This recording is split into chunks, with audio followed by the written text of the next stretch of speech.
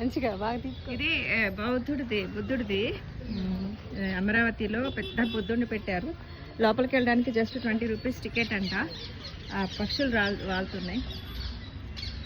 ఇది అంతకుముందు బౌద్ధ స్తూపం అనేది ఇక్కడ ఉండింది. అప్పుడు వచ్చాము ఎప్పుడో చిన్నప్పుడు. సో ఇప్పుడు దీనికి కృష్ణానది పక్కనే ఉంటుంది, చాలా దగ్గరలోనే. చూపిస్తాను. అంతకుముందు ఇది ఎగ్జిబిషన్ లాగా ఒకటి ఉండేది ఇక్కడ. అప్పుడు వచ్చాము చాలా ఏళ్ల క్రితం. అవన్నీ ఉన్నాయి. ఆయన వాడిన వస్తువులు అవి ఇవి పెట్టి ఉంటాయి, మ్యూజియం అవి.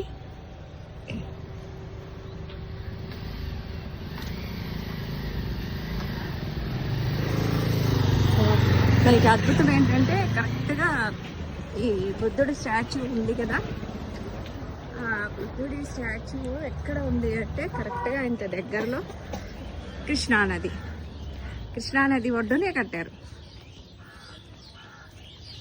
పిల్లల్ని తీసుకొని రండి, చూపించండి, బాగుంటుంది. ఇక్కడ డౌన్ వెళ్తే కృష్ణానది.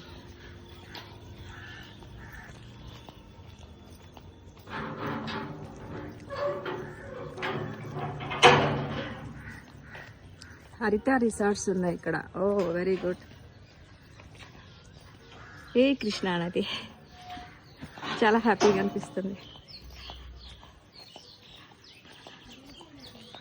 అమరావతిలో, గుంటూరు అమరావతిలో ఉన్న కృష్ణానది.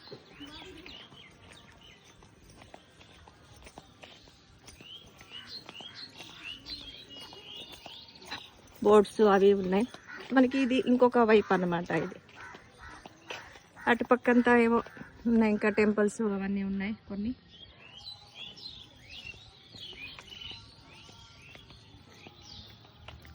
ఇక్కడ మెట్లు ఉంది కిందకి, నదిలోకి ఉన్నాయన్నమాట. అన్నీ ఎప్పుడో కట్టినవే.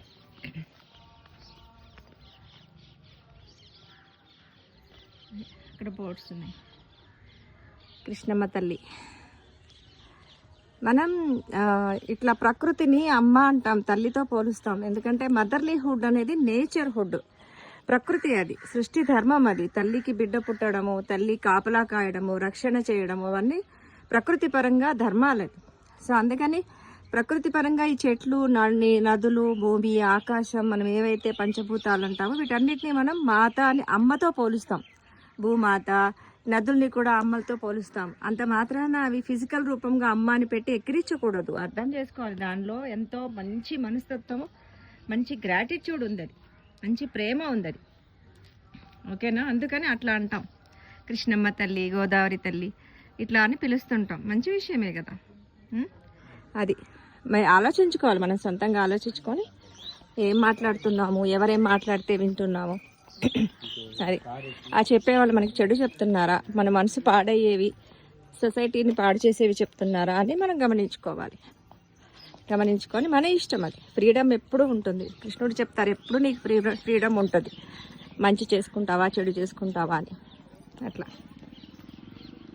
అది చాలా దగ్గరికి ఉంది కదా, కృష్ణా నదికి పక్కనే.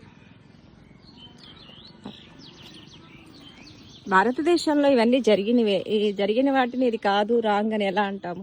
ఇప్పుడు ఇవి జరుగుతున్నాయి, దీన్ని రాంగ్ అని ఫ్యూచర్లో వాళ్ళు వచ్చి అన్నారనుకోండి, ఎలా ఉంటుంది మనకి? అంతే కదా, పాతకాలంది రాంగ్ అని ఎలా అంటాం మరి? అది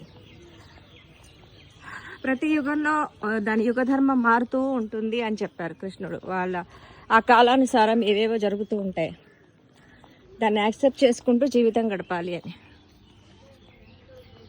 అట్లాగా ఇప్పుడు ఇలా నడుస్తుంది, అప్పుడు అవి నడిచాయి అంతే. అది అప్పుడు ఎలా తప్పు అవుతుంది? అంతే కదా. అది all the best. Peaceful mind తోటి హ్యాపీగా ఉండండి.